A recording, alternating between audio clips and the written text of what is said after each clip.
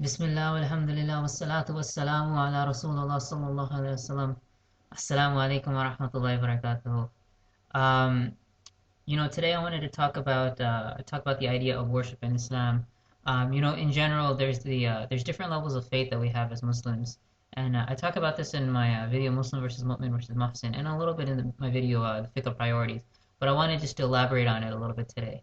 So in general, the bottom line amount of faith somebody has is that of Islam, is someone who's Muslim, and someone who's and that's all of us who claim to be Muslim, all of us that say La ilaha illallah, inshallah.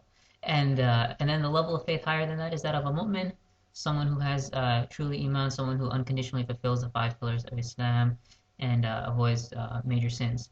And then a level higher of faith than that is someone who is a muhsin, someone who has ihsan, someone who achieves excellence in faith.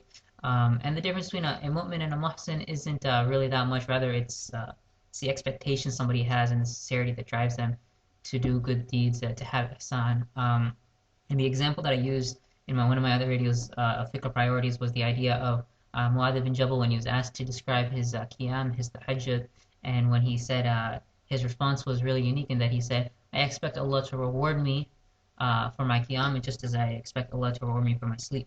Or actually, it was the other way around, maybe. I expect Allah to reward me for my sleep just as I expect Allah to reward me for my qiyam. And this is really interesting. How is it that Muad was in worship 24/7, even in everyday things that he did, versus us who say the average person say all the worship he does in a regular day is that he prays 5 times a day, and average about 10 times per prayer. That comes to less than an hour of worship a day. So he's rewarded.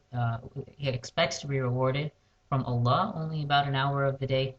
And this gets bumped up a little bit, like Ramadan comes along and he's fasting from sun up to sundown, and so he expects, inshallah, that every second that he fasts from sun up to sundown, he will expect a reward from his Lord. 15 hours a day, he's expecting to be rewarded. Everything he does, he'll do for the sake of Allah. He'll eat sahur in the morning.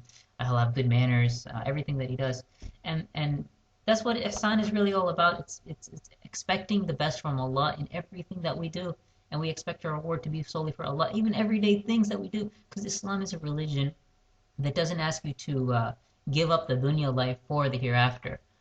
For example, you work hard in your studies or in your career, and you excel in them. Doesn't mean that you're forgoing Islam for it. No, instead, inshallah, you will be rewarded in terms of in Islam you expect good deeds for excelling at your job because you're doing it to set a good example of what a Muslim is, or you're working hard to make a lot of money so that you can provide for your family, and this is your intention. And you can have multiple intentions whenever you do any good deed, and inshallah from that you expect to be rewarded from Allah. Um, an example of this is anything that you do it for Allah. You go to bed, you go to sleep, you do it for Allah. You eat, you do it for Allah. And it's a really interesting concept, the concept of ihsan, of you have good manners, you have good characteristics, and you do it for the sake of Islam, so that people know, hey, Muslims have good manners, and you do it for the purpose of dawah, and inshallah you expect reward from Allah. Anything you do, you expect reward from Allah. You smile in the face of your brother, you expect a reward from Allah. And this is very interesting because you have to expect this reward. You have to want this reward for when you do it. If you do it without the intention, it means jack to you. It doesn't mean anything to you. For example, let me give you an example. For brothers like to go work out in the gym. I don't do it as much, but if you go to the gym to work out an hour every day, which is dedication, what is your intention when you go to work out? If you go to work out to so that all the girls on campus look at you, then this obviously you're probably not expecting a reward for it. But say you go to work out to be because a strong believer is better than a weak believer, or that you want to look attractive for your wife or your spouse so that their chastity can be preserved or something like that, or you have this intention that is for the sake of Islam, you can expect to be rewarded for it, inshallah. And this is just a small reminder that I wanted to share with you. I know I'm kind of jumping all over the place, and I apologize for that.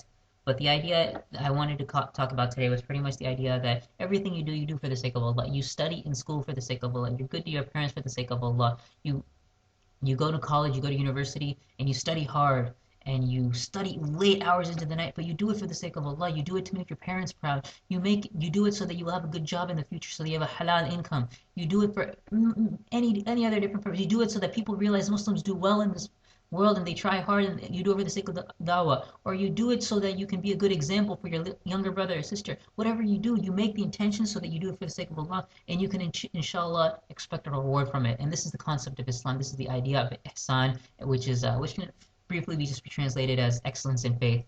Before I end, I just want to remind yourself and remind yourself and myself that before we can strive and aim for ihsan or excellence of faith, we should also make sure that we strive at least to be proper Muslims before we strive to be Muhsins, and that includes fulfilling the five pillars of Islam.